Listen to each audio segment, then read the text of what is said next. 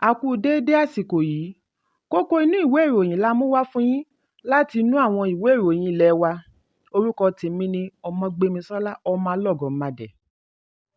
Ilé-ẹjọ́ tó ga jùlọ ti da ẹ̀sùn tí Emeka Ihedioha láti ẹgbẹ́ òṣèlú People's Democratic Party (PDP) ìpínlẹ̀ Imo pè, tí ó fi ń béèrè fún ìwé-ẹ̀rí gẹ́gẹ́ bí ojúlówó gómìnà ìpínlẹ̀. Ihedioha ni ó sọ fún ilé-ẹjọ́ wípé gómìnà Hope Uzodinma kò pegedé láti gbégbá ìbò rárá nítorí Uche Nwosu ni wọ́n kọ́kọ́ kéde gẹ́gẹ́ bí olùdíje du ipò gómìnà lábẹ́ òṣèlú All Progressives Congress (APC). Nínú ìdájọ́ láti ọ̀dọ̀ adájọ́ Tijani Abubakar lónìí ni ilé-ẹjọ́ tó ga jùlọ ti da ẹ̀sùn yìí nù látàrí wípé kò lẹ́sẹ̀ ńlẹ̀ bẹ́ẹ̀ ni kò wúlò.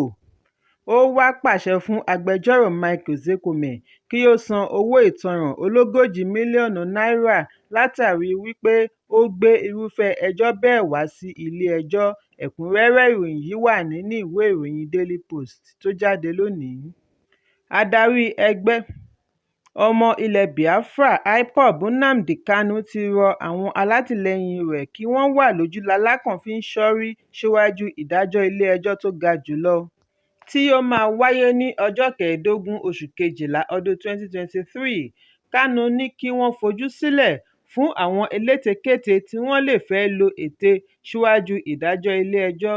Gẹ́gẹ́ bí agbẹjọ́rò rẹ̀ Aloy Ejimakor ti sọ, Kanu fi ọ̀rọ̀ yìí ránṣẹ́ sí àwọn alátìlẹyìn rẹ̀ níbi ìpàdé tí ó wáyé láàrin rẹ̀ pẹ̀lú àwọn ikọ̀ agbẹjọ́rò nínú ọgbà àjọ ọ̀tẹlẹ̀múyẹ́ Department of State Services (DSS) lónìí. Oṣù kẹfà ọdún 2021 ní ọwọ́ tún ba Kanu ní ilẹ̀ Kenya.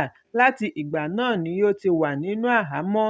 Bí ó ṣe padà sí orílẹ̀-èdè Nàìjíríà ní ìjọba àpapọ̀ pè é lẹ́jọ́ lórí ẹ̀sùn oníkókó 4. Agbẹjọ́rò fún ìjọba àná Abubakar Malami jọ̀wọ́ gbogbo ẹ̀sùn yìí yàtọ̀ sí ẹyọ kan kí ó tó wá rọ́pò rẹ̀ pẹ̀lú ẹ̀sùn oníkókó 14 tí ó ní í ṣe pẹ̀lú àdàlúrú àti ọmọ ẹgbẹ́ tí òfin ṣe léèwọ̀. Bí ìgbẹ́jọ́ ṣe ń lọ ní ilé-ẹjọ́ ń ṣe àdínkù ẹ̀sùn rẹ̀ sí 7 kí ilé-ẹjọ́ kòtẹ́milọ́rùn tó da gbogbo ẹ̀sùn nù.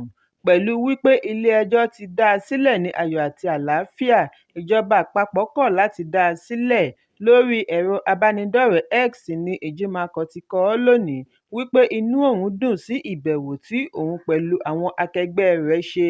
Níbẹ̀ ni ó ti darí gbogbo àwọn olólùfẹ́ àti alátìlẹyìn rẹ̀ kí wọ́n wà ní ojúlalákàn fi ń ṣọ́rí fún gbogbo àwọn agbẹ̀yìnbẹbọjẹ́ tí wọ́n fẹ́ da omi àlàáfíà ìlú láàmú kí wọ́n bá lè rò wípé àwọn ni wọ́n tún wà nídìí ẹ̀. Ẹ̀kúnrẹ́rẹ́ ìròyìn yìí wà nínú ìwé ìròyìn Daily Post tó jáde lónìí. Olùdíje du ipò ààrẹ nínú ìdìbò ọdún yìí lábẹ́ òṣèlú Labour, Peter Obi, ti rọ iléeṣẹ́ ológun ilẹ̀ Nàìjíríà kí wọ́n gbìyànjú àti má máa dójú ti ara wọn àti orílẹ̀-èdè wọn. Lórí ẹ̀rọ abánidọ́rẹ̀ẹ́ X ni Obi ti sọ èyí lónìí lẹ́yìn ìròyìn àṣìṣe àdó olóró tí wọ́n jù sáàrin àwọn ará abúlé Tundubiri ní ìjọba ìbílẹ̀ Igabi, ìpínlẹ̀ Kaduna, tí iléeṣẹ́ ológun ṣì wọ́n mú fún àdàlúrú. Ìṣẹ̀lẹ̀ aburú tí ó wáyé ní alẹ́ ọjọ́ Àìkú níbi ayẹyẹ Maulud Nabi ni ó ti sọ ó lé ní 100 ará ìlú di olóògbé tí ọ̀pọ̀ sì fi ara pa yánnayànna. Obi ní nígbà tí ó ń sọ̀rọ̀, ó ní bí àwọn ológun ṣe kojú àwọn àdàlúrú ní ọ̀nà tí ó wúni lórí ní ọ̀pọ̀lọpọ̀ ìlú káàkiri orílẹ̀-èdè. Bẹ́ẹ̀ náà ni kí wọ́n máa ṣọ́ra pẹ̀lú iṣẹ́ ọpọlọ láti lè dènà irúfẹ́ ìdójútì báyìí sí iléeṣẹ́ ológun àti sí orílẹ̀-èdè. Wọ́n gbọ́dọ̀ ṣọ́ra fún gbogbo ìgbésẹ̀ tí ó lè yọrí sí ìjàmbá tàbí ìṣòfò ẹ̀mí ará ìlú tí ó yẹ kí wọ́n máa dáàbò bò. Obi fi kún wípé bí ó tilẹ̀ jẹ́ wípé ìjàmbá yìí kìí sábà wáyé, àjọ aláàbò gbọ́dọ̀ ṣiṣẹ́ pẹ̀lú ìtanilólobó tó ṣeé fọkàn tẹ̀ kí wọ́n tó ṣe ìkọlù láti lè dènà ìṣòfò ẹ̀mí aláìṣẹ̀ bíi ti èyí.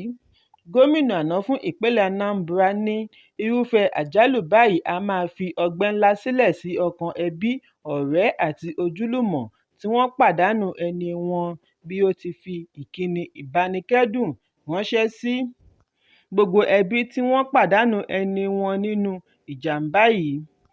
Ó wá gbà á ládùúrà wípé kí Ọlọ́run pa àṣìṣe wọn rẹ́, tẹ́ wọn sáfẹ́fẹ́ rere. Bákan náà ni ó gbàdúrà ìwòsàn kíákíá fún àwọn tí ó farapa. Ó ní Ọlọ́run ò ní jẹ́ kí àjálù báyìí ṣẹlẹ̀ mọ́ lórílẹ̀-èdè. Ẹ̀kúnrẹ́rẹ́ ìròyìn yìí wà nínú ìwé ìròyìn The Guardian tó jáde lónìí. Ikọ̀ ọlọ́pàá ìpínlẹ̀ Delta ti fi ọwọ́ ṣìkún òfin mú afurasí méjì tí wọ́n lọ ń jí ohun èlò orin musical instruments ní ilé ìjọsìn káàkiri ìlú Owerri, ìpínlẹ̀ Delta. Agbẹnusọ ọlọ́pàá Bright Edafẹ ni ó sọ eléyìí di mímọ̀ lónìí nínú àtẹ̀jáde. Edafẹ ní àwọn afurasí yìí ní ọwọ́ tó lẹ́yìn ọ̀pọ̀lọpọ̀ àfisùn wípé àwọn kan ń ja ilé ìjọsìn lólè káàkiri lóru, kó irinṣẹ́ olórin. Èyí ló mú kí kọmíṣánná ọlọ́pàá Wálé Abbas darí gbogbo àwọn DPO wípé wọ́n gbọ́dọ̀ rí i dájú wípé wọ́n ṣẹ́gun ìṣòro yìí ní agbègbè wọn. Fún ìtẹ̀lé sí àṣẹ yìí ni DPO Owerri ṣe gùnlé ìtanilólobó tí wọ́n fi dọdẹ tí wọ́n sì rí àwọn afurasí yìí mú níbi tí wọ́n ti ń gbìyànjú àti wá oníbàárà fún àwọn ẹrù olè tí wọ́n jí kó. Gẹ́gẹ́ bí ọ̀rọ̀ Edafẹ, ọ̀pọ̀lọpọ̀ ẹrù ni wọ́n bá lọ́wọ́ wọn nígbà tí ọwọ́ tó wọn. Àwọn ọlọ́pàá wá rọ àwọn ará ìlú kí wọ́n wà lójú lalákàn fi ń ṣọ́rí, kí wọ́n sì ṣe àfisùn bí wọ́n bá kófìrí ìgbésẹ̀ tí ó fu wọ́n lára, nítorí àfisùn kíákíá á máa ràn wọ́n lọ́wọ́ láti ṣẹ́gun ìwà ọ̀daràn. Ẹ̀kúnrẹ́rẹ́ ìròyìn yìí wà nínú ìwé ìròyìn The Guardian tó jáde lónìí. Ará agbègbè Tundubiri kan ní ìjọba ìbílẹ̀ Igabi, ìpínlẹ̀ Kaduna, Idris Dahiru ti sọ wípé òun pàdánù ẹbí 24 sínú ìjàmbá àṣìṣe àdó olóró ti iléeṣẹ́ ológun orílẹ̀-èdè Nàìjíríà tí ó wáyé ní alẹ́ ọjọ́ Àìkú. Ìjàmbá yìí ti sọ ará abúlé tí kò dín ní 75 dolóògbé. Àwọn ará abúlé yìí ní àwọn ń ṣe àjọyọ̀ ayẹyẹ Mọ́lúùd nígbà tí ikọ̀ ológun ju àdó olóró. Ìgbésẹ̀ tí tilé-toko tilẹ̀ òkèèrè ti bu ẹnu àtẹ́ lù. Igbákejì gómìnà ìpínlẹ̀ Kaduna, Hadiza Balarabe, ti ṣe àbẹ̀wò sí ọ̀dọ̀ olórí ẹlẹ́sìn Islam bí gómìnà Uba Sani ṣe pàṣẹ kí wọ́n ṣe ìwádìí tó jinlẹ̀ lórí ìṣẹ̀lẹ̀ aburú yìí láti lè dènà irú rẹ̀ lọ́jọ́ iwájú. Nígbà tí ó ń bá BBC sọ̀rọ̀ lédè Haúsá, Dahiru ní ìdúgbàmù àdó olóró yìí ba ọdún tí wọ́n ń ṣe jẹ́, tí ó yọrí sí ikú ọ̀pọ̀lọpọ̀. Ó ní wọ́n ju àdó olóró àkọ́kọ́ láì fura. Bí wọ́n ṣe ń gbìyànjú àti dóòlà àwọn tí àdó olóró àkọ́kọ́ farapa ni wọ́n ju ẹlẹ́ẹ̀kejì. Èyí ló mú kí gbogbo àwọn tó fẹ́ dóòlà tàkọ́kọ́ forí kó ikú. Ó ní ẹbí òun nìkan pàdánù ẹni 24 nígbà tí àwọn 66 wà ní ilé ìwòsàn Barau Dikko. Ṣùgbọ́n olórí ológun Taoreed Lagbaja ti tọrọ àforíjì lọ́wọ́ àwọn ìdílé tí ó pàdánù ẹni wọn. Ó ṣe àpèjúwe ìṣẹ̀lẹ̀ ọ̀hún gẹ́gẹ́ bí èyí tí ó bani nínú jẹ́ gidigidi, bí ó ti pàṣẹ kí wọ́n bẹ̀rẹ̀ ìwádìí. Ó ní èyí yóò mú wọn dènà aburú bẹ́ẹ̀ lọ́jọ́ iwájú. Ẹ̀kúnrẹ́rẹ́ ìròyìn yìí wà nínú ìwé ìròyìn Punch tó jáde lónìí. Kókó inú ìwé ìròyìn tòní kò ní jù báyìí lọ. Ẹ pàdé mi lọ́la fún àkọ́tún ìròyìn.